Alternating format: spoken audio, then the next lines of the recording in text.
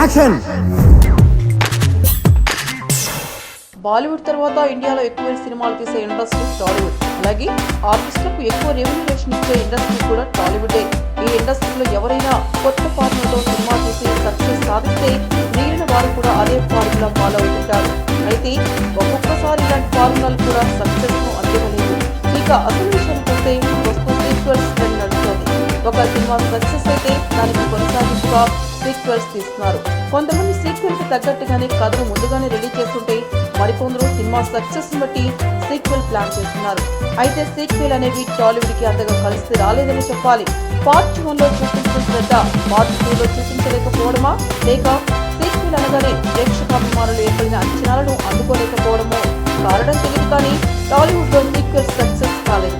తెలుగులో ఇప్పటివరకు తీసిన గాయం 2, ఆర్య 2, రక్త చిత్ర 2, శంకర్ దాదా జిందాబాద్, అవును 2, చంద్రముఖి 2, కిక్ 2, సర్దార్ గబ్బర్ సింగ్, పిజ్జా 2 ఇలా తెలుగులో సీక్వెల్ గా వచ్చిన ఏ సినిమా కూడా సక్సెస్ సాధించలేదు. తెలుగులో రూపొంది ప్రపంచవ్యాప్తంగా సంచలనం సృష్టించిన సినిమా బాహుబలి. ఈ సినిమాకి సెకండ్ పార్ట్ గా బాహుబలి 2 రూపొందింది. మరి ఈ సినిమాకి సీక్వెల్ సెంటిమెంట్ వర్తిస్తుందా అంటే వర్తించలేదో చెప్పొచ్చు.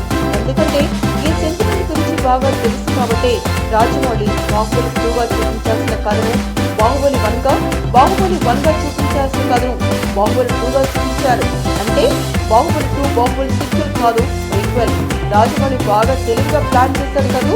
మరి టాలీవుడ్ లో సీక్వెల్ సెంటిమెంట్ తెలుసుకొని ఇకనైనా సీక్వెల్ తీయాలనుకున్న వాళ్ళు ఈ సెంటిమెంట్ బ్రేక్ చేసే సీక్వెల్ తీస్తారేమో చూద్దాం. మీకు ఈ వీడియో నచ్చితే ఒక లైక్ కొట్టండి, లేకపోతే కామెంట్ చేయండి. బట్ సబ్స్క్రైబ్ చేయడం మర్చిపోకండి.